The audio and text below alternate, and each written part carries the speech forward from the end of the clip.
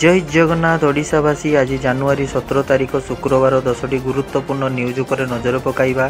आपणको भल पाइबा स्वरूप गोटे गोटे लाइक निश्चित भाव में करेंगे। चलतु आज सकाळ खबर उपर नजर पकाइबा। प्रथम खबर, पांड्यान को दरबार फेरिला। नवीन नुहे पांड्यान को भेटुचंती नेता। किछि मासर व्यवधान पर बीजेडी पुराणा धारा को फेरिछि। नवीन निवास रे आउ नवीन दरबार चालुनी। पूर्वपरी भिके पांड्यान दरबार कलेनी। बीजेडी सांगठनिक कार्य संपर्क में से ही नेता मानक सह आलोचना करुछंती। नेता मानकर लिखित प्रस्ताव रखुचंती। ए सबु लुचा छपारे करा जाउ नाही, बरं सबुकिछि समस्तଙ୍କ सामनारे चलीछि। एकथा देखि एबे छामुआ नेता और कर्मी चिंतित। परवर्ती खबर, बढ़िब अंगनवाड़ी कर्मी दरमा। बड़ घोषणा कले प्रभाती परिडा। अंगनवाड़ी कर्मी आसीची खुशी खबर, बढ़िब दरमा। ए नहीं सरकार एक बड़ घोषणा करिसेंती। खूब शीघ्र बढ़िपारे अंगनवाड़ी कर्मी दरमा। ए नहीं केंद्र निकट में दाबी रखिसेंती उपमुख्यमंत्री प्रभाती परिडा। एहा उपरे केंद्र महिला और शिशु कल्याण मंत्रालय विचार करुछंती बोली से कहिसेंती। राजस्थान उदयपुर में आयोजित चिंतन शिविर कार्यक्रम में जोगदेई केंद्र सरकार आगरे एपरी प्रस्ताव रखिसेंती ओडिशा महिला और शिशु विकास मंत्री। जदि उपमुख्यमंत्री दाबी उपरे मोहर बाजे ताहाले अंगनवाड़ी कर्मी सर्वाधिक सक्षम हेबे। एहा सह कार्यरत महिला निमंते हॉस्टेल व्यवस्था पई केंद्र सरकार आगरे प्रस्ताव रखिथिबा नै प्रतिक्रिया रखिचंदी उपमुख्यमंत्री प्रभाती परिडा। परवर्ती खबर, पिकअप धक्काटे दुई मृत जड़े आहत। गलामुंडा थाना अंतर्गत श्रीरामपड़ा निकट में एक बाइक को पिकअप गाड़ी धक्का देवारु घटनास्थल में दुई बाइक आरोही मृत्यु घटी। जड़े गुरुतर आहत हो धर्मगढ़ डाक्तरखाना भर्ती होइतिबा जଣାपड़ी। मृतक स्थानीय गंडामेर गाँवर गोपाल नायक और नुआपड़ा जिला अनकापुर गाँवर किशोर नायक बोली जଣାपड़ी। स्थानीय लोकों सहायतार गुरुतर आहत सुकुनी मुंडा को उपखंड डाक्तरखाना भर्ती करा जायछि। तीन जण एक बाइक रे गलामुंडा पटू बृंदा बाहाल आसुवा बेले श्रीरामपड़ा निकट में पिकअप गाड़ी बाइक को धक्का देइथिबा कहा जायछि। घटनास्थल में चापा उत्तेजना लगी रही। पुलिस घटनार तदंत जारी रखिछि। परवर्ती खबर, राज्य सरकार बड़ घोषणा। पद्म विजेता को मिलिबो मासिक 30,000 टंका। राज्य सरकार गुरुवार पद्म विजेता एक बड़ घोषणा करिसेंती। पद्म पुरस्कार विजेता को राज्य सरकार मासिक 30,000 टंका सहायता राशि प्रदान करिवे। ए नहीं राज्य संस्कृति विभाग पक्षरु एक विज्ञप्ति जारी करा जायछि। चलित जानुआरी मासरु एही सहायता राशि प्रदान करा जिवो बोली सरकार पक्षरु सूचना दिया जायछि। परवर्ती खबर, केंद्र सरकारी कर्मचारी को बड़ भेटी। अष्टम वेतन आयोग को प्रधानमंत्री मंजूरी। नूतन वर्ष में केंद्र सरकार लक्ष लक्ष केंद्रीय कर्मचारी को बजेट पूर्व देइचंती बड़ उपहार। अष्टम वेतन आयोग पर मंजूरी देइचंती प्रधानमंत्री नरेंद्र मोदी। फल समस्त केंद्र सरकारी कर्मचारी उपकृत हेबे। ए नहीं गुरुवार सूचना देइचंती केंद्र मंत्री अश्विनी वैष्णव। समस्त राज्य सरकार और पीएसयू सह आलोचना पर मंजूरी मिली।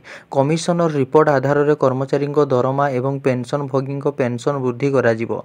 उपकृत हेबाकु थिबा लोकंक संख्या 1 कोटी रु अधिक हेबो। परवर्ती खबर, सैफ अली खान को छुरामाड़ करिथिबा अभियुक्त चिन्हट। सैफ अली खान को छुरामाड़ करिथिबा अभियुक्त को चिन्हट कला पुलिस। अभियुक्त जनक चोरी करने को आसीथिबा बेले आक्रमण करिथिबा प्राथमिक तदंतरु जଣାपड़ी। अभियुक्त चिन्हट होइथिबा नै मुंबई पुलिस पक्षरु सूचना मिली। पुलिस कहिछि सीसीटीवी आधार में चिन्हट करा जायछि जणे ही अभियुक्त। अपार्टमेंट रे सीढ़ी देई सैफ को घर भितर दुर्बृत्त प्रवेश करथिला। 10टी स्पेशल टीम गठन होई एही घटनार तदंत जारी रखा जायछि। सूचना अनुजाई गतकाली विलंबित राति सैफ को छुरामाड़ होइतिला। 6 थर छुरामाड़ सह तांको शरीरर हाथ पिठी बेकरे गभीर आघात लागिछि। मुंबई लीलावती हॉस्पिटल रे तांकर चिकित्सा चलीछि।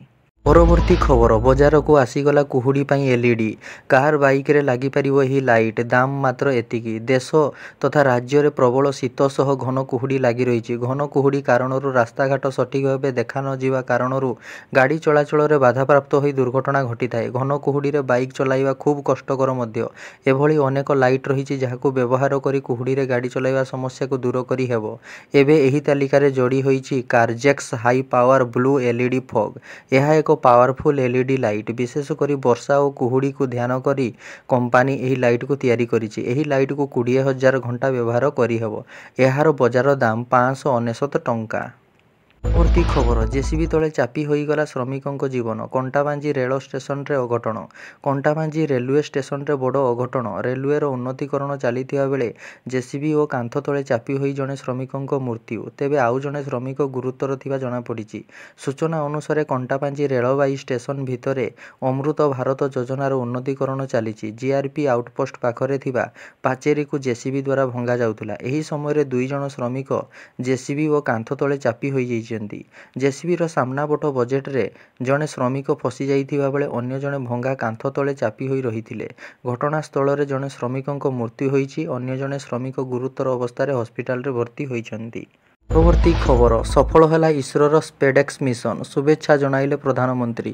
ଭାରତୀୟ ମହାକାଶ ଗବେଷଣା ପ୍ରତିଷ୍ଠାନ ଇସ୍ରୋର ସ୍ପେସ୍ ଡକିଂ ଏକ୍ସପେରିମେଣ୍ଟ ମିଶନ ସଫଳ ହୋଇଛି। ମହାକାଶରେ ଭାରତ ପ୍ରଥମ ଥର ଲାଗି 2ଟି ସାଟେଲାଇଟ୍ ବା ଉପଗ୍ରହକୁ ଡକିଂ କରାଇବାରେ ସଫଳତା ହାସଲ କରିଛି। ଏହି ସଫଳତା ପାଇଁ ପ୍ରଧାନମନ୍ତ୍ରୀ ନରେନ୍ଦ୍ର ମୋଦି ଇସ୍ରୋକୁ ଶୁଭେଚ୍ଛା ଜଣାଇଛନ୍ତି। ପରବର୍ତ୍ତୀ ଓ ଶେଷ ଖବର ନବ ଦାସ ହତ୍ୟା ମାମଲାରେ ନୂଆ ମୋଡ଼। ସିବିଆଇ ତଦନ୍ତ ଦାବି କଲେ ବିଶାଳ ଓ ଦୀପାଳି।